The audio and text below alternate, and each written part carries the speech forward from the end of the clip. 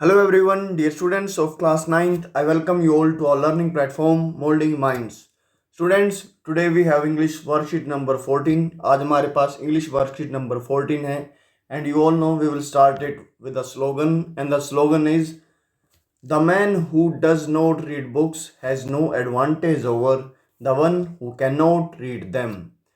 ये mark Twain बोलते हैं कि वो व्यक्ति जो बुक नहीं पढ़ता है उसके पास कोई एक्स्ट्रा लाभ नहीं है या उसको एक्स्ट्रा कोई फ़ायदा नहीं जो उन्हें पढ़ नहीं सकता है। मीन्स जो इलिटरेट पर्सन है वो भी उन्हीं के समान है अगर कोई किताब कोई पढ़ना जानता है और वो पढ़ता नहीं है तो आप ज़रूर बुक्स पढ़ें क्योंकि आप लिटरेट पर्सन हैं।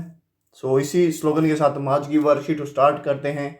वर्कशीट नंबर 14 में ग्रामर की पार्ट रहेंगे और आज हम डिटरमिनर्स के बारे में जानेंगे। डिटरमिनर्स क्या होते हैं वो यहाँ पर एक डेफिनेशन से बताया है। A word placed before a noun to provide information about something specific और पर्टिकुलर। एक वर्ड, एक शब्द इंग्लिश का जो कि नाउन से पहले, नाउन क्या होते हैं, किसी भी व्यक्ति वस्तु जगह का नाम, name of a place person और थिंग, उससे पहले उसको रखा जाता है ताकि वो डिटरमिनर वो निर्धारित कर सके कि कुछ ना कुछ वो स्पेसिफिक है या पर्टिकुलर है। किसी एक व्यक्ति को डिनोट करने के लिए, वस्तु को डिनोट करने के लिए डिटरमिनर्स का यूज़ किया जाता है।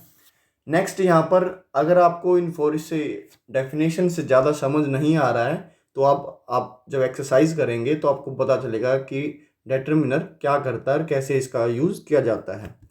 Types of determiners we generally use are, कुछ टाइप्स बताए हैं डिटरमिनर्स के जो हम आमतौर पर यूज़ करते हैं। जैसे आर्टिकल्स डिटरमिनर्स में ही आता है ए एंड द, क्योंकि ये स्पेसिफाई करता है कि वस्तु एक है या स्पेसिफिक है या पर्टिकुलर है। डेमोन्स्ट्रेटिव मीन्स शो करना, ठीक है, किसी को कुछ दिखाना। दिस डेट दिस दोज रहेंगे। पोजेसिव मीन्स किसी के ऊपर अपना अधिकार शो करना, और ये वर्ड से आप अपना अधिकार शो कर सकते हो। My, your, our, his, its, their. Quantifiers means संख्या के बारे में स्पेसिफिक चीज आपको इंफॉर्मेशन देना। Some, any, much, many, little, few, less, lot of. And numerals and ordinals 1 to first second, ठीक है, ये 1 to न्यूमरल्स है और फर्स्ट सेकंड ऑर्डिनल्स हैं। तो आप इनका यूज़ कैसे सीखेंगे वो हम इसी वर्कशीट में पता करेंगे। You have already practice articles in previous worksheet, आपने आर्टिकल्स पढ़ ही लिया है। इन दिस वर्कशीट, इस वर्कशीट में we will learn about demonstrative determiners. They show where an object और a person is in relation to the speaker. आज हम डेमोन्स्ट्रेटिव डिटरमिनर्स के बारे में पढ़ेंगे और वो है दिस, डैट, दीज, दोज, ठीक है। और वो क्या करते हैं, वो पर्सन या ऑब्जेक्ट जिसको हम शो कर रहे हैं, जिसको हम बता रहे हैं, उसका रिलेशन स्पीकर से बताता है जो उसके बारे में बात कर रहा है। एग्जाम्पल से आपको और चीज़ें क्लियर होंगी। यहाँ पर लुक एट द टेबल को आप देख सकते हैं। यहाँ पर डिटरमिनर लिखा है, इसका यूजेस पढ़ते हैं। सबसे पहले it is a singular proximal near demonstrative used to refer to single object, person, place और idea। तो ये आप ध्यान रखें, ये सिंगल ऑब्जेक्ट, पर्सन, प्लेस और आइडिया मीन्स सिंगल नाउन से पहले इसका यूज़ किया जाता है, सिंगुलर नाउन से पहले। और ये क्या दिखाता है, सिंगुलर उस ऑब्जेक्ट को स्पीकर से नियर दिखाता है। प्रोक्सिमल एक नया वर्ड आप सीख सकते हैं। प्रोक्सिमल मीन्स नियर, कि जो स्पीकर है वो जिसको भी दिस से डिनोट करेगा वो उसके पास में है। जैसे दिस इज़ अ बुक, मान लीजिए मैं पढ़ा रहा हूँ, मेरे पास अभी किताब है, साथ में ही रखी है, तो मैं बोलूँगा दिस इज़ अ बुक, यह किताब है। आप कोई सॉन्ग सुन रहे हैं, आप बता रहे हैं I really like this song, मुझे ये सॉन्ग बहुत पसंद है, जो आप सुन रहे हैं या मैं सुन रहा हूँ, तो मीन्स वो नियर है, पास में है। डैट देखते हैं, डैट भी again singular, subject, object, place, person और आइडिया के लिए यूज होता है, लेकिन ये डिस्टल, रिमोट और फार डेमोन्स्ट्रेटिव है। मीन्स दूर की सिंगुलर चीज़ों को डेमोन्स्ट्रेट करता है, दिखाता है, शो करता है। जैसे put the table next to that sofa, मान लीजिए कोई सोफा है, उसको आपने वहाँ दूर है आपसे रखा हुआ, तो आप बोल रहे हो कि इस टेबल को सोफे से आगे रख देना। I would buy that black pen, मैं वो पेन खरीद लेता, मीन्स हम पास्ट की बात कर रहे हैं, अब मैंने वो पेन नहीं खरीदा है, मैं वो पेन खरीद लेता।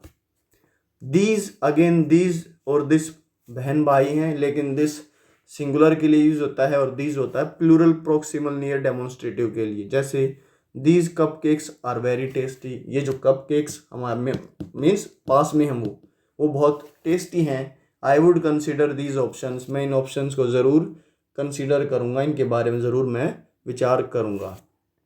दोज भी, अगेन दोज क्या है, दोज आप बोल सकते हो डैड के बहन भाई हैं, तो दोज यहाँ पर प्लूरल डिस्टिल रिमोट और डेमोन्स्ट्रेटिव के लिए यूज़ होता है। आप देख सकते हैं those apples are very juicy, आप उन एप्पल्स को, आप मान लीजिए आप कोई 10 to 15 मीटर्स आप दूर खड़े हैं किसी एप्पल शॉप से और आपने बोला कि those apples are very juicy, उन एप्पल से मुझे बहुत जूस लग रहा है। Those children are praised by the principal. Those children are praised by the principal. उन लड़कों को आशीर्वाद दिया गया प्रिंसिपल के द्वारा। तो यहाँ पर आप ज़रूर ये ध्यान में फिक्स करें, this singular proximal near demonstrative है, सिंगल ऑब्जेक्ट पर्सन और प्लेस के लिए यूज किया जाता है। दीज बहन है भाई है इसका, लेकिन वो प्लूरल प्रोक्सिमल नियर डेमोन्स्ट्रेटिव, वो एक से ज़्यादा ऑब्जेक्ट प्लेस या आइडिया को दिखाने के लिए यूज़ किया जाता है, या ज़्यादा से ज़्यादा ऑब्जेक्ट प्लेसेस आइडिया को दिखाने के लिए यूज़ होता है। डेट सिंगुलर है, लेकिन रिमोट और फार डेमोन्स्ट्रेटिव दूर की चीज़ों को इंडिकेट करता है, mean but singular object person place और आइडिया को। और दोज वैसे प्लूरल है, लेकिन वो भी डिजिटल रिमोट और फार डेमोन्स्ट्रेटिव है, प्लूरल ऑब्जेक्ट पर्सन प्लेस और आइडिया की तरह डिनोट करता है। हमने यहाँ पर एग्जाम्पल्स पढ़े हैं। इसके बाद एग्जाम्पल्स पढ़ने के बाद हमारे पास एक्सरसाइज है। आप तो क्या करेंगे, आपको पता है, आप वीडियो को पॉज करें और एक बार खुद से अटैम्प्ट करें। जितने भी पूरे सेंटेंसेस आपको वर्कशीट आपके टीचर्स ने प्रोवाइड कर ही दी होगी, तो आप एक बार ज़रूर अपने आप से अटैम्प्ट करें और फिर मेरे आंसर से आप मैच करें और एक्सप्लेनेशन भी इसकी जानें। फर्स्ट पढ़ते हैं, आपको using this that these those आपको यूज़ करना है। My mother stitched dash red dress for me. So यहाँ पर मेरी मदर रेड ड्रेस को सील रही है, ठीक है। तो यहाँ पर एक चीज़ है कि रेड ड्रेस, एक ड्रेस के बारे में बात हो रही है, सिंगुलर ऑब्जेक्ट के बारे में बात हो रही है, तो दोज और दीज आएगा नहीं, दोज और दीज आएगा नहीं।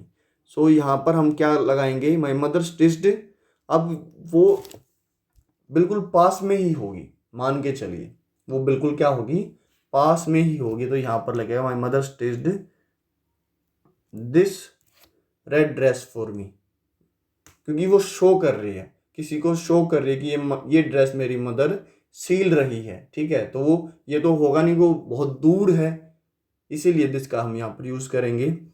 सेकंड है white ribbons dash white ribbons look beautiful on Christmas tree.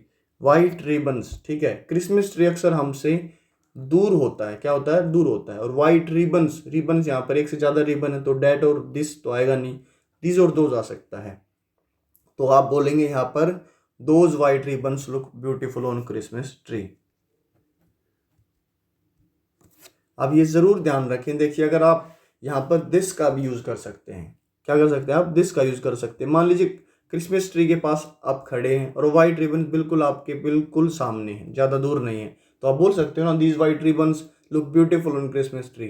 So it depends on you और ना सिचुएशन। आइए दिस डेट दीज दोज का यूज सिचुएशन के लिए यूज होता है। जैसे मान लीजिए एक रो, सात रो हैं, ठीक है, 7 पंक्तियां हैं क्लास में। सबसे पहले एक मान लीजिए राम बैठा है और लास्ट में सोहन बैठा है, ठीक है। तो मैं बोल दूंगा राम, दिस इज राम, यह है राम है, ठीक है। और मैं वो बोलूँगा डैट इज सोहन, क्योंकि सोहन मुझसे दूर है। सो ये एग्जैक्ट सिचुएशन के ऊपर डिपेंड होता है कि वहाँ पर आप दिस यूज़ करते हो, डैट करते हो, दिस करते हो या दोज करते हो। अगेन आपको मुझे लगता है समझ में आ रहा होगा। Dash pigeons are flying in a particular pattern. तो अक्सर पिजन्स मीन्स जिसको आप कबूतर बोलते हो, कि कबूतर वो एक पर्टिकुलर पैटर्न में फ्लाई कर रहे हैं। तो यहाँ पर तो हमें पता चल गया, क्योंकि पिजन्स हमसे आसमान में वो फ्लाई करते हैं, तो हमसे क्या रहे, वो दूर हुए, क्या हो गए, वो दूर हो गए। तो यहाँ पर हम डैट और दिस का यूज इसलिए नहीं करेंगे क्योंकि एक से ज़्यादा पिजन है, तो हम यहाँ पर करेंगे those pigeons are flying in a particular way, क्योंकि पिजन अक्सर हमसे आसमान में बहुत दूर होते हैं। फोर्थ देखते हैं, Ravi left his cricket bat under dash stairs. Ravi ने इन स्टेयर्स के नीचे अपना बैट को छोड़ दिया। तो सो नियर अबाउट लग रहा है मुझे, कुछ पास की चीज़ें लग रही हैं। तो यहाँ पर स्टेयर्स है, दिस डेट यूज़ नहीं होगा, एक से ज़्यादा नाउन के बारे में बात कर रहे हैं तो यहाँ पर यूज़ होगा दीज स्टेयर्स, क्योंकि he is indicating near about थे कि रवि ने इन स्टेयर्स के नीचे अपने बैट को छोड़ दिया। फिफ्थ देखते हैं, each of dash boxes contain story books. आप इसमें पता चल रहा है कि आप बॉक्सेस के पास हैं, क्या पता चल रहा है इसमें बॉक्सेस के आप पास है, तो आप यहाँ पर लिखेंगे ईच ऑफ दिस डेट नहीं आया क्योंकि बॉक्सेस एक से ज़्यादा, each of these boxes contain story books. Again आप ध्यान रखें यहाँ पर दोज का भी इस्तेमाल हो सकता है, ऐसी कोई बात नहीं कि यहाँ पर दो वी कांट यूज दोज, ठीक है, क्योंकि अगर वो बॉक्सेस दूर हैं, हमसे ज़्यादा ही दूर हैं और आपको पता है कि उन बॉक्सेस में स्टोरी बुक्स हैं, ठीक है, आप यूज़ कर सकते हो, दोज इजिली यूज़ कर सकते हो, बिल्कुल करेक्ट होगा। So it depends on situation, where are you standing and what are you referring. Children found dash colour shells on the beach, beach पर मिले थे, ठीक है। यहाँ पर देखिए, अगर अगर हम पास्ट की बात कर रहे हैं तो वहाँ पर हम दोज का इस्तेमाल करेंगे। बच्चों को वो ये कलर शेल्स वहाँ पर बीच पर मिले थे। या यहाँ पर आप देखिए अगेन दिस भी यूज़ कर सकते हो, क्या यूज़ कर सकते हो, दिस भी आप यहाँ पर यूज़ कर सकते हैं, क्योंकि अगर वो बच्चों को तो मिले हैं लेकिन अभी उनके घर में हैं और वो सामने हैं, इसीलिए वो बता रहे हैं। मान लीजिए चिल्ड्रन अपने पेरेंट्स बता रहे हैं कि हमारे बच्चों को ये कलर शेल्स बीच पर मिले, तो यहाँ पर आप दिस का भी इस्तेमाल कर सकते हो, लेकिन अभी पर्टिकुलर हम यहाँ पर दोज का इस्तेमाल करेंगे। इसके बाद कुछ और सेंटेंसेज उनको भी हम एक बार अटेम्प्ट करते हैं। क्वेश्चन 7 को देख लेते हैं एक बार, get dash rat out of the kitchen. अब यहाँ पर किचन के बारे में बात हो रही है, किचन मीन्स एक लिमिटेड एरिया पोर्शन के बारे में बात हो रही है, तो हमें पता है कि इस हम रैट के पास में ही, तो get this rat out of the kitchen, इस रैट को किचन से बाहर करो। What are you doing dash in lockdown. So what are you doing, तो यहाँ पर दीज ही यूज होगा क्योंकि नियर है, क्या है ये, नियर है। डेज इन दिनों के बारे में बात कर रहे हैं, ठीक है, पास्ट कैसे कोई इसमें बात नहीं हो रही, प्रेजेंट के बारे में बात कर रहे हैं। So what are you doing these days, these ही यूज होगा। दिस और डैट इसलिए नहीं यूज होगा क्योंकि एक से ज़्यादा दिन है। लॉकडाउन में आप आजकल क्या कर रहे हैं। Dash is one of my best trip so far. Here it is indicating a thing which is happening in present time. So वो बता रहे हैं कि ये मेरी ट्रिप है, यह मेरी ट्रिप है, अब तक मेरी ये सबसे बेस्ट ट्रिप है। तो यहाँ पर दिस हम यूज़ करेंगे, डेट का इस्तेमाल नहीं होगा। सो यहाँ पर ट्रिप के बारे में के लिए यूज़ हुआ है, ट्रिप एक है इसलिए दिस और दोज का भी इस्तेमाल नहीं होगा। लास्ट है, dash posters on rain harvesting are beautiful aren't they. हम बोल रहे हैं कि रेन हार्वेस्टिंग के ऊपर ये पिक्चर्स बहुत ब्यूटीफुल है। So I think we are near about, ठीक है, आरंट दे, क्यों नहीं, तो यहाँ पर दीज का यूज़ होगा, these posters are on rain harvesting are beautiful aren't they. तो यहाँ पर हमारे दिस डैट दीज दोज का इस्तेमाल और सेंटेंसेस कंप्लीट होते हैं। आई होप आपको समझ में आया होगा कि हम कैसे इसका यूज़ कर सकते हैं। अगर आपको कोई डाउट है तो कमेंट बॉक्स में आप मुझसे अपने क्वेश्चंस पूछ सकते हैं। लास्ट में क्या मैसेज पढ़ेंगे, keep maintaining physical distance of 6 feet or 2 yards as shown in this picture. And if you find this video helpful for you, then hit the like button, subscribe our channel, hit the notification bell, share with friends and keep watching and supporting our channel Molding Mind. जय हिंद, जय भारत। मिलते हैं आप सबसे अगली video में।